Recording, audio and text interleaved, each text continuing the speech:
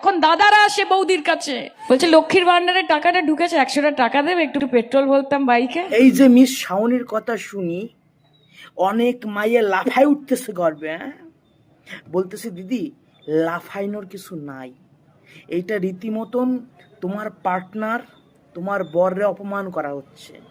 হ্যাঁ, এই যে তোমারে প্রকল্পর নামে টাকা দিয়ে তোমারে স্বাবলম্বী করে তুলেছে, কারণ আমাদের পশ্চিমবঙ্গের 99% যেসব গৃহবধূ থাকে তারা তেমন কোনো কাজে লিপ্ত না যে ইনকাম করবে, তারা ওই ঘর সংসার হাড়ি পাটেল নিয়ে রয়েছে, তাদের হাতে যদি মাসে কিছু টাকা তুলে দেয় তাহলে তাদের জন্য সেটা বেশ উপকারজনক।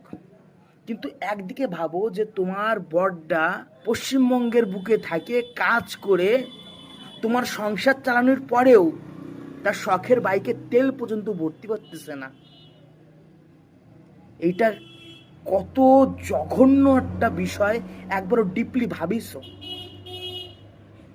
অ্যাকচুয়ালি কি বলতো, এই যে আমাদের পশ্চিমবঙ্গে যে সকল রাজনৈতিক দল আছে, দল নির্বিশেষ, আমি নির্দিষ্ট কোনো পলিটিক্যাল পার্টির কথা বলতেছি না, দল নির্বিশেষ এরা মনে করে যে আমরা হচ্ছে কি ভিখারি ভাই, আমরা ভিখারি, আমরা যারা পশ্চিমবঙ্গ মানুষ আছি আমরা ভিখারি, এই জন্য ভিখারির থালায় কিছু কিছু জিনিস দিয়ে তাদেরকে আমরা সন্তুষ্ট করব। এটাই এদের মানসিকতা এরকমই, না হলে এই কথা বলতে পারতো না যে দিন শেষে স্বামী তার বউর কাছে এসে বলে যে আমার এই 100 টাকা দাও গাড়ির তেল ভরবো। এটা কোনো মজার না, মানে তোমরা জাস্ট একটু ডিপলি ভাবো তাহলেই বুঝবা যে এরা কি বলতে চাচ্ছে, এবং বাস্তবে কিন্তু এরা ভুল বলতেছে না, ঠিকই বলতেছে। আমরা পশ্চিমবঙ্গের মানুষজন ইনকাম করে পশ্চিমবঙ্গের মধ্যে স্বাচ্ছন্দ্যভাবে থাকতে পারতেছি না ভাই, আর এটা নিয়ে এরা হাস্যরসিকতা করতেছে।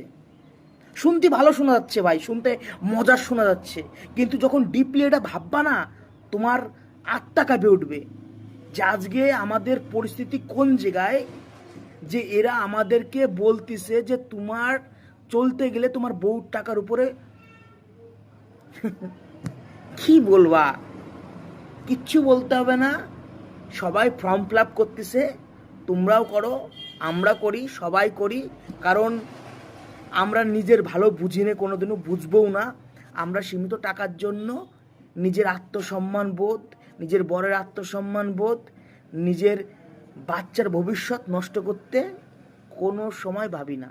আমাদের কোনো টেনশন নেই, দিচ্ছে তো ডালে ভাতে বাঙালি, কিন্তু ইলিশ মাছটা খেয়ে দেখ।